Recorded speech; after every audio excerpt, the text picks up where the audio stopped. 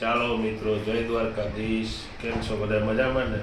જો આજે અમે નવી રેસીપી લઈને આવ્યા છીએ, તો અમારા વિડીયોમાં બન્યા રહેજો. જો અમે નવી રેસીપી ચાલુ કરીએ. તો રેસીપીમાં એ છે, શું બનાવવું એ છેલ્લે સુધી જોજો એટલે ખ્યાલ આવશે.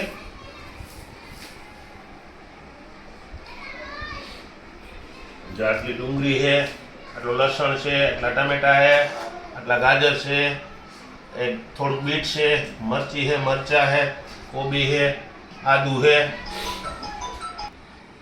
ચાલો મિત્રો, જો આપણું શાકભાજી છે ને બધું સુધારાઈ ગયું છે. જો કોબી સુધારાઈ ગઈ, બીટ લીધું તો થોડુંક સુધારાઈ ગયું, ગાજર સુધારાઈ ગયા, પછી આદુની પેસ્ટ કરી નાખીએ, ડુંગળી સુધારાઈ ગઈ, લસણ સુધારાઈ ગયું. અને હવે આપણે છે ને જ્યાં મંચુરિયન બનાવવાનું છે એના માટે જ્યાં કોબીને આ બધું લીધું હતું, એટલે એને બધાને છે ને લોટ બાંધી લઈએ આપણે. એટલામાં તો આપણું તેલ આવી જાય. બરાબર.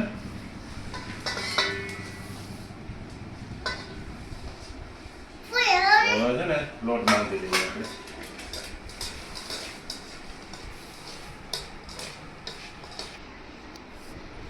ચાલો, જો આ છે ને મિક્સ કરી લીધું છે ને આમાંથી પાણી આપણે નીકાળી લીધું છે.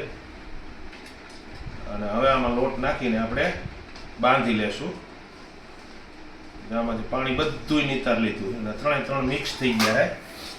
હવે આમાં છે ને સ્વાદ અનુસાર મીઠું નાખવાનું. બરાબર. બન્યા રહ્યો વિડીયોમાં, તમે જોતા રહ્યો. બસ જો,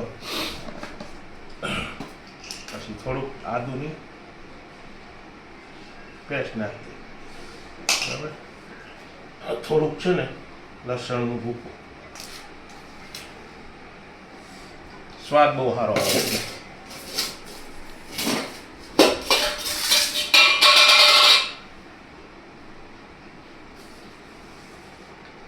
અને થોડી હળદર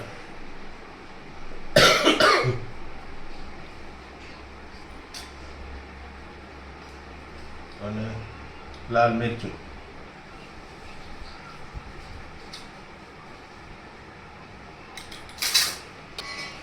જો મેંદાનો લોટ નાખી દીધો અને હવે આપણે એને બાંધી લઈએ. બાંધવામાં છે ને જેમાં પાણી નહીં નાખવું પડે. ભલે પાણી નિતાર લીધું હોય તો પાણી નહીં નાખવું પડે. જે આવી રીતે કામ કરશો ને એટલે બધું કાયદેસર લોટ બંધાઈ જાય. જુઓ, જો આમાં આપણે છે ને 2 ચમચી માખણ નાખશું. માખણ નાખશું ને એટલે ગોળી મસ્ત બનશે અને પોસી રૂ જેવી થાય. જો જોયું ને? હવે મસ્ત મહરી અને બાંધી લઈ. પછી તેલ મૂકી અને તરી નાખશું. પછી જો આ મંચુરિયન બને. તમે એકવાર ખાલી આમ જોહો ને તો મોઢામાં પાણી આવી જાય. જો આ તેલ મૂકી દીધું છે. આપણે મંચુરિયનની ગોળીઓ તૈયાર કરીએ એટલામાં તો તેલ આવી જાય. જો આ લોટ બંધાઈ ગયો છે અને એમાંથી આપણે ગોળીયું તૈયાર થાય છે. જો અને તેલ મૂકી દીધું છે. જો હમણાં તેલ આવી જાય એટલે તમે જો મંચુરિયન બને એક નંબર. અને દેશી, આમાં કોઈ કેમિકલ નહીં, કોઈ કલર નહીં, સાદામાં સાદા હાવ. ચાલો, જો આપણી ગોળી બની ગઈ છે અને તેલ પણ જો આવી ગયું છે. એટલે હવે ગોળી તળવામાં મૂકી દઈએ. મંડે તળાવા. જો તેલ આવી ગયું ને ગોળીઓ મંડી નાખવા, મંડે પાકવા.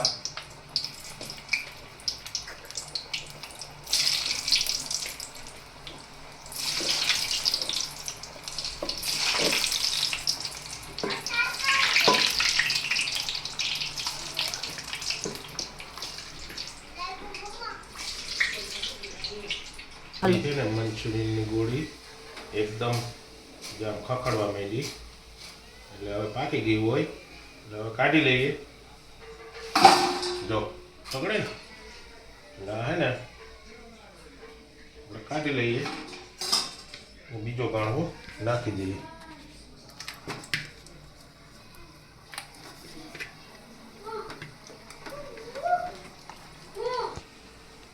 ચાલો જો આપણી આ ગોળી છે ને એકદમ બ્રાઉન કલર થઈ જાય ને ત્યાં સુધી પાકવા દેવાની એટલે મસ્ત બનશે.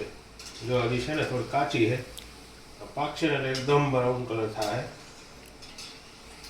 હાલો વિડીયોમાં બન્યા રહેજો છેલ્લે સુધી, એટલે તમને આમ રેસીપીની ખ્યાલ આવે અને તમારે જાણવા મળે કે રેસીપી કેવી બને.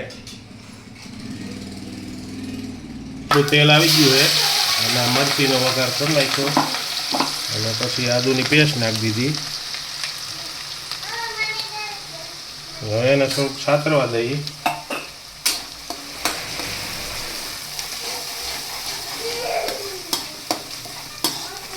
બે ચાર જણાની કોમેન્ટ એવી હતી અમે લાકડાનો ચમચો વાપરતા ને તો એમ કહેતા લોખંડનો વાપરો, તો આ વખતે લોખંડનો વાપરીએ. જો હવે આ ડુંગળી નાખી દઈએ.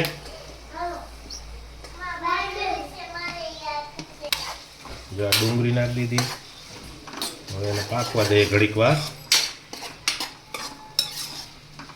બ્રાઉન કલર થઈ જાય ને ત્યાં સુધી આપણે એને પાકવા દઈએ.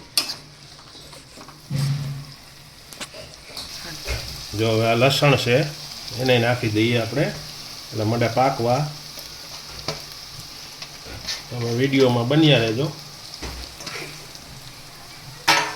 આઈટમ બનશે દેશી ગુજરાતી. સોસ બી નાખી દઈએ બધું. ખમણ કરેલું હતું ને આમ તો સોસ જેવું જ હોય. બીટને તમે ઓમ કરી નાખો તો એ સોસ થઈ જાય, કટકી કરી નાખો તો બીટ કહેવાય.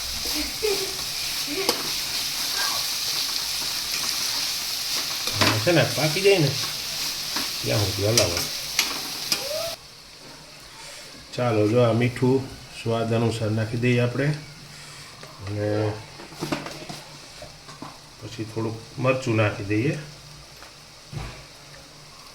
જો આટલું મરચું નાખી દઈએ. જો આમાં ચટણી નિમક સ્વાદ અનુસાર નાખી દીધું છે અને આપણે આમાં છે ને જો કેમિકલવાળી કોઈ આઈટમ નહીં, બધું સાદું સાદું. આમ તમે જુઓ ને એમ થાય કે ના નેચરલ. જો આમાં ટમેટાની સોસ નાખવાની, ગ્રેવી કરીને નાખી દઈએ તો હાલે. બાકી કોઈ કલર નહીં, કોઈ એવું કેમિકલ નહીં. હાવ નેચરલ એટલે હાવ નેચરલ. અને જો આ છે ને આપણે ટમેટાનું ગ્રેવી બનાવી છે, બહારની કોઈ વસ્તુ લીધી નથી. જો આ ટમેટાની ગ્રેવી છે, જેમાં ગ્રેવી બધી નાખી દઈએ. ગ્રેવી નાખીને તો એમનેમ લાલ થઈ જાય. એમાં કોઈ કલરની કે એવી જરૂર જ ન રહે તમારે.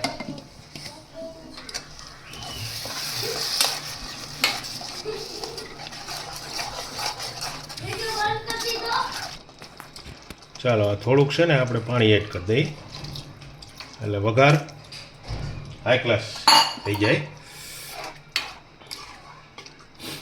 જો થઈ ગયો ને આપણો વઘાર. હવે એમાં છે ને જે આપણે મંચુરિયનની ગોળી હતી ને એ બધી એડ કરી દઈએ.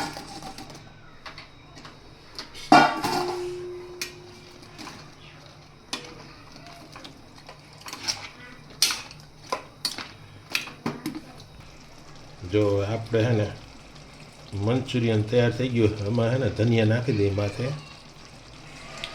જો મસ્ત. જો મિત્રો આપણા મંચુરિયન તૈયાર થઈ ગયા છે અને જો આપણે મંચુરિયન તૈયાર થઈ ગયા છે અને એકદમ નેચરલ, કોઈ કલર નહીં, કોઈ ઓલું નહીં અને સાવ સાદું. જો કેમ બાકી મસ્ત એકદમ. તમે આમ આ ઘરે બનાવશો ને તમે બહારના ભૂલી જશો. જો એવા એકદમ પોસા રૂ જેવા એમ. તો આવા અવનવા વિડીયો જોવા માટે અમારી ચેનલની અવશ્ય મુલાકાત લેજો અને વિડીયો ગમે તો લાઈક, શેર અને સબસ્ક્રાઈબર કરતા રહેજો અને અમારા વિડીયોમાં બન્યા રહેજો. તો આવી તમને નવી નવી રેસીપી જોવા મળશે.